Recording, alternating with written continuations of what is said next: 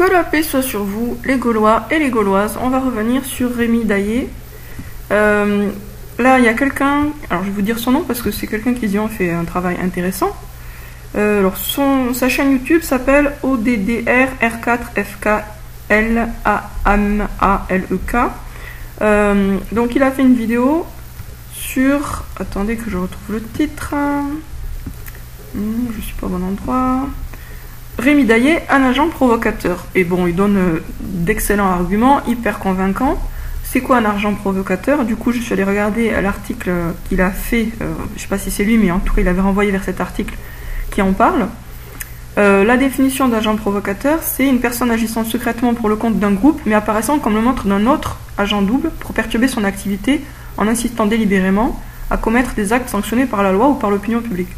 Donc, autrement dit, un agent provocateur, c'est de l'opposition contrôlée. Dans le cadre qui nous intéresse, qui est le cadre actuel, avec la dictature sataniste mondiale, l'agent provocateur est là pour rassembler autour de lui les dissidents, les opposants au régime, et pour les pousser à la faute, quoi, à faire des conneries qui vont se retourner contre eux, et aussi pour pouvoir les repérer, les ficher, etc. Donc l'idée, c'est on rassemble les dissidents et on les envoie dans le mur. Donc c'est ça un agent provocateur.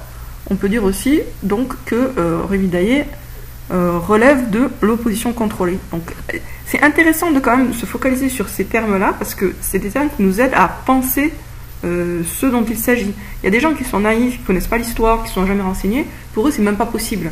Donc si agent provocateur, c'est même dans le dictionnaire, là c'est sur Wikipédia, donc c'est quelque chose qui existe depuis bien longtemps. D'ailleurs, parenthèse totalement parenthétique, Jacques Léventreur aurait été un agent provocateur. Mais ça, c'est un autre sujet, donc je n'y rentre pas.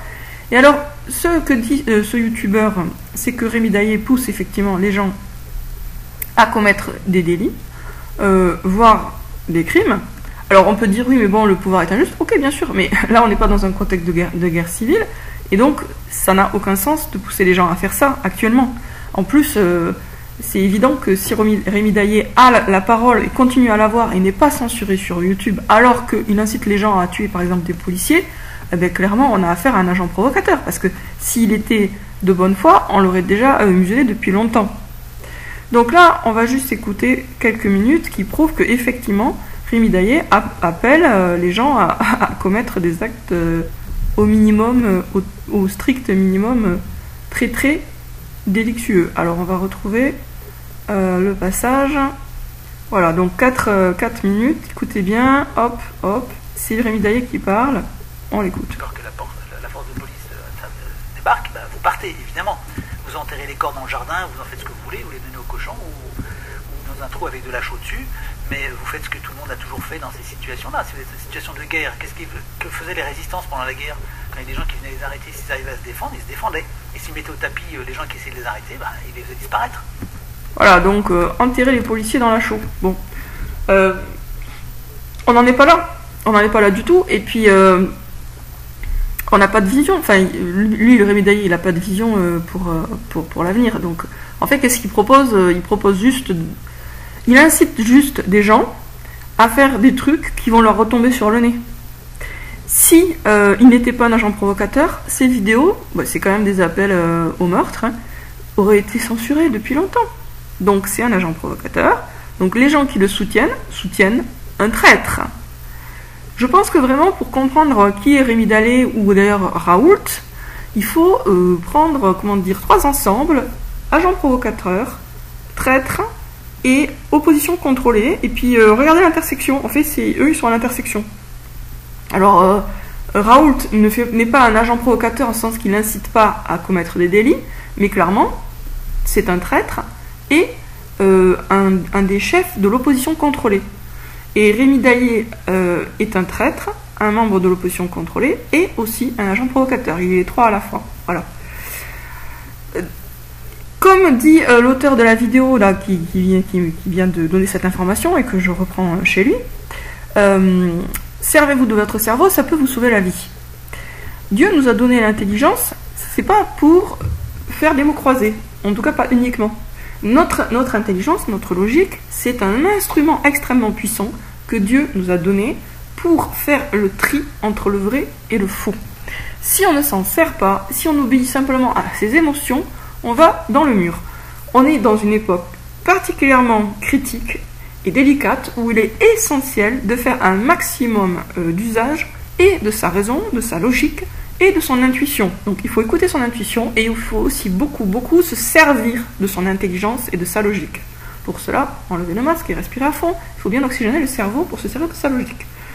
Donc il est vraiment essentiel de raisonner de façon froide. Est-ce qu'on raisonne bien à froid, on ne raisonne pas bien à chaud? De raisonner de façon froide et de se dire, voyons, est-ce qu'il est logique, plausible, possible qu'un youtubeur qui incite les gens à tuer des policiers et à se débarrasser des cadavres en les mettant dans la chaux ait autant d'audience sans avoir aucun problème, aucun souci? Non, ce n'est pas plausible, ce n'est pas possible. Donc, s'il le fait, c'est que ça sert le système en place, ça sert la dictature. De quelle manière?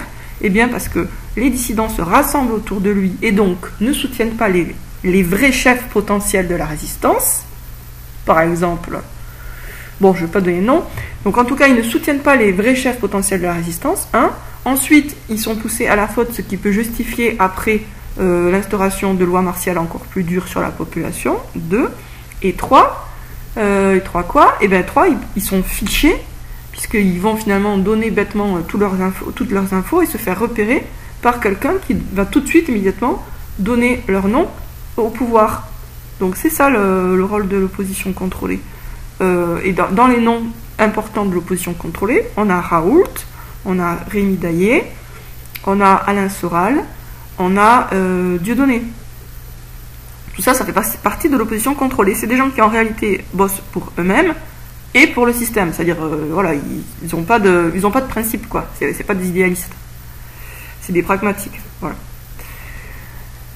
Enfin, quand je dis ils bossent pour eux-mêmes et le système, ils bossent pour... ils bossent pas pour la vérité, quoi. C'est ça l'essentiel. Ils sont pas là pour aider... ils sont pas là pour aider les gens, ils sont pas là pour sauver la France, quoi. C'est pas leur but. C'est leur vrai but, ça va être la gloire, l'argent. Et donc, c'est parce qu'ils sont achetables et achetés qu'ils sont là. Parce que sinon, ils ne seraient pas là. Ou en tout cas, on ne leur ferait pas... on ne les mettrait pas en avant comme on le fait. Alors, pour Dieudonné, on peut dire qu'il a été beaucoup censuré. C'est vrai qu'il a peut-être une part de sincérité, j'en sais rien. Mais enfin, c'est clair, quand on connaît un peu l'histoire du personnage, que c'est quelqu'un qui est essentiellement opportuniste, quoi. Hein, il est du côté de son portefeuille. Et pour Soral, il n'y a qu'à voir que... pour comprendre qui il est, il n'y a qu'à connaître ses fréquentations. Et aussi le fait que, par exemple, justement, il va mettre en avant Rémi Daillé et Raoult, comme par hasard. Donc voilà, l'opposition contrôlée, c'est des gens qui se soutiennent entre eux. Et l'opposition non contrôlée, la vraie, non, là par contre, ça va jamais faire la une des journaux. Bon. Voilà, donc sur ce, je vous dis à très bientôt les amis et les amanches.